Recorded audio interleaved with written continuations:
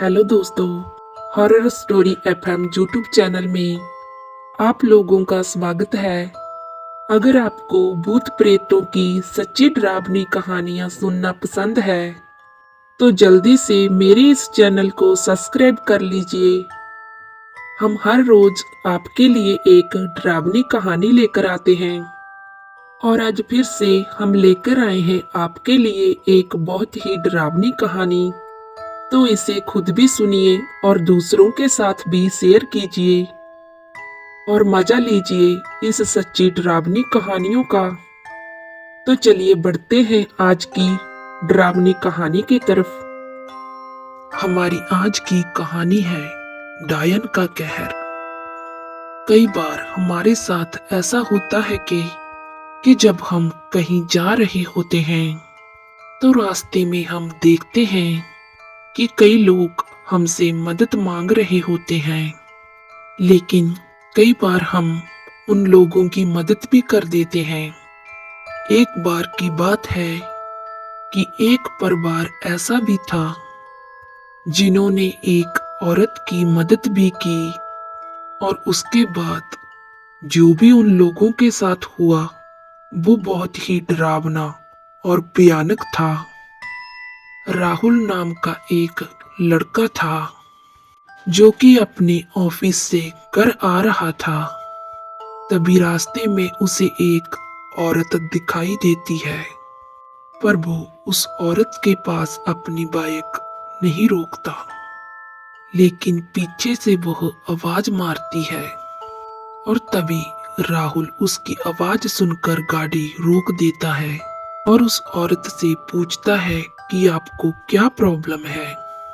तभी वह औरत बोलती है कि मैं अपने घर का रास्ता भूल गई हूँ और मुझे कुछ याद भी नहीं है कि मैं कहाँ पर रहती हूँ। तब राहुल कहता है, ऐसे कैसे हो सकता है कि आप अपने घर का रास्ता भूल गई हैं और आपको अपने घर का रास्ता याद ही नहीं। तब वो औरत बोलती है कि मैं यहाँ आसपास ही आई थी और मैं गिर गई थी। मेरा सिर पत्थर से टकरा गया और फिर मुझे अब कुछ भी याद नहीं आ रहा। पता नहीं मैं कौन हूँ और कहाँ की रहने वाली हूँ। यह सब बात सुनने के बाद राहुल थोड़ी देर बाद कहता है, ठीक है, मैं आपको हॉस्पिटल तक छोड़ देता हूँ। जिसके बाद राहुल उसे हॉस्पिटल ले जाता है और उसकी मल्लम पट्टी करवाता है और उसके बाद राहुल अपने घर जाने लगता है। तब वो औरत राहुल को बताती है कि कैसे उसके परिवार वालों ने उसे घर से निकाल दिया था। अगर अब वो वहां पर वापस जाएगी तो वो लोग उसकी जान ले लेंगे। जिसके बाद वह राहुल के सामने रोने लग जाती है। राहुल दिल का बहुत अच्छा इंसान था। इसके बाद वह उसे कहता है कि ठीक है कि तुम मेरी बहन जैसी हो, तो एक काम करो, तुम मेरे साथ मेरे घर चलो। जब तक ये सब कुछ ठीक नहीं हो जाता तुम मेरे घर पर ही रह लेना। इसके बाद राहुल उसे अपने घर ले जाता है और वहां पर जाकर अपनी पत्नी से कहता है कि यह बेचारी अपनों की मारी है और यह मेरी बिल्कुल छोटी बहन जैसी है, तो आज से यह यही रहेगी जब तक इसकी समस्या सॉल्व नहीं हो जाती। तभी उसकी पत्नी बोलती है कि ठीक है, कोई बात नहीं। अब वो औरत वहां पर उनके साथ रहने लग जाती है। अब राहुल घर से ऑफिस जा रहा होता है और तभी वो एकदम से देखता है कि उसके कमरे से एक भयानक आवाज आ रही है। राहुल जैसे ही उस कमरे की तरफ बढ़ता है कि तुम्हें कोई दिक्कत तो नहीं है ना, और तभी वह औरत बोलती है, नहीं नहीं भैया, कोई दिक्कत नहीं है मुझे।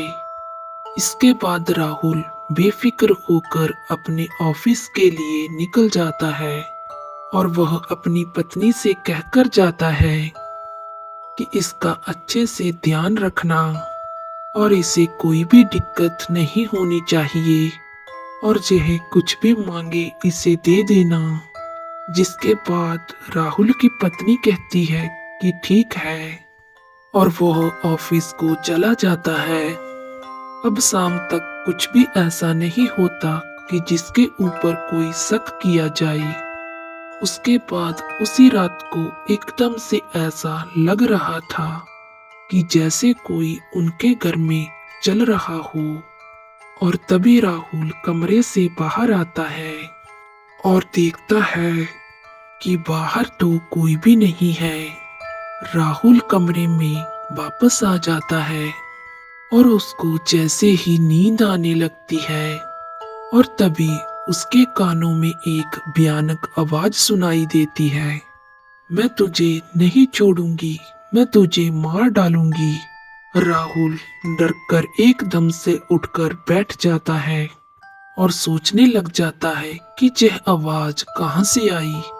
राहुल एक गिलास पानी पीता है। पानी पीते हुए उसे अचानक ऐसा महसूस होता है कि कोई उसके पीछे खड़ा है और राहुल जैसे ही पीछे मुड़ता है तो देखता है कोई भी नहीं है। अब राहुल को हर दिन यह महसूस होने लग गया था कि उसके घर में कोई भयानक शक्ति है। जिसके बाद राहुल बहुत डरा हुआ होता है। तभी एक दिन राहुल ऑफिस को अपनी बाइक पर जा रहा था और तभी उसकी बाइक के सामने एक बाबा आ जाते हैं और वो बाबा कहते हैं बाइक को रोक दो और राहुल इस बार अपनी बाइक को फिर से रोक देता है और वो बाबा राहुल को बताते हैं कि तू जिस औरत को अपने घर लेकर गया है वह औरत एक चुड़ैल है, एक डायन है जो कि तुम्हारे पूरे परिवार को खा जाएगी। तभी राहुल कहता है ऐसा नहीं हो सकता, वो तो बहुत ही अच्छी लड़की है। जिसके बाद वो बाबा कहते हैं वो अच्छी बनने का सिर्फ दिखावा कर रही है, अगर वो अच्छी नहीं बनी रहेगी तो पूर्णिमा तक तुम्हारे घर पर कैसे रहेगी। जिसके बाद राहुल कहता है ऐसा कुछ भी नहीं है और तभी वह बाबा राहुल को एक बात बताते हैं कि जब से तुम उस लड़की को घर लेकर गए हो तो तुम्हें अजीबोगरीब माहौल महसूस हो रहा है कि नहीं। तब राहुल कहता है हाँ हो तो रहा है, तुम्हें कुछ आवाजें सोते वक्त सुनाई दे रही होंगी। राहुल कहता है हाँ सुनाई देती हैं, तुम्हें ऐसा लग रहा होगा कि हर दिन तुम्हारे कोई पीछे चल रहा है। राहुल बाबा की हर बात से सहमत होता है और हाँ हाँ भूलता जाता है। बाबा कहते हैं कि आज से 2 दिन बाद पूर्णिमा है और वो तुम्हें और तुम्हारे पूरे परिवार को अपने साथ ले जाएगी, जिसके बाद तुम्हारे घर में कोई भी नहीं बचेगा। बाबा की यह बात सुनकर राहुल बहुत डर जाता है और कहता है बाबा कोई बचने का उपाय बताओ। अब बाबा राहुल से कहते हैं कि हम पूर्णिमा की रात को तुम्हारे घर आएंगे, उसके बाद उस चुड़ैल को हम पकड़ कर लेकर जाएंगे। राहुल बाबा से कहता है कि तब तक मैं क्या करूं। बाबा कहते हैं कि जब तक मैं नहीं आ जाता तब तक तुम घर पर बिल्कुल भी महसूस मत होने देना कि तुम्हें सच पता चल चुका है। उसके बाद बाबा कहते हैं तुम यह जड़ी बूटी अभी अपने पास रख लो और अभी वापस घर चले जाओ और बिल्कुल भी उसे महसूस मत होने देना। जिसके बाद राहुल वापस अपने घर चला जाता है और घर पर उस औरत को देखकर थोड़ा घबरा जाता है और तभी वह औरत पूछती है, क्या हुआ भैया, आज आप बहुत घबराए से लग रहे हो, सब कुछ ठीक तो है ना? राहुल ने घबराकर जवाब दिया, नहीं तो सब कुछ ठीक है, कुछ भी तो नहीं हुआ है। खाना खा लिया तुमने? इतना ही कहने के बाद राहुल बिना कुछ खाए पिए अपने कमरे में सोने चला जाता है। और तभी राहुल के कानों के पास फिर से एक आवाज आती है। डायन बोलती है कि मुझे पता है कि तुम्हें सब पता चल गया है, लेकिन फिर भी तुम अपनी फैमिली को बचा नहीं पाओगे। उसके बाद राहुल बहुत ज्यादा डर जाता है, मानो उसके पैरों के नीचे से जमीन ही खिसक गई हो, और वो वहीं बैठकर रोने लग जाता है। जिसके बाद उसकी पत्नी राहुल के पास आती है और वो उसे भी सच बता देता है। अब वो दोनों बहुत ज्यादा डर जाते हैं कि आखिर इस डायन से कैसे छुटकारा पाएं, और वो दोनों वो रात दिन बस यही सोचते रहते कि इससे कैसे बचें, क्योंकि डायन के सामने वो दोनों कुछ नहीं कर सकते थे। तभी पूर्णिमा को वो डायन अपने असली रूप में आ जाती है और उसके बाद राहुल से कहती है, मैं तुम सब लोगों को अपने साथ ले जाऊंगी, अब मुझसे कोई नहीं बच पाएगा। तूने मेरी मदद जरूर की थी, मगर मैं तुम्हारी मदद नहीं करूंगी।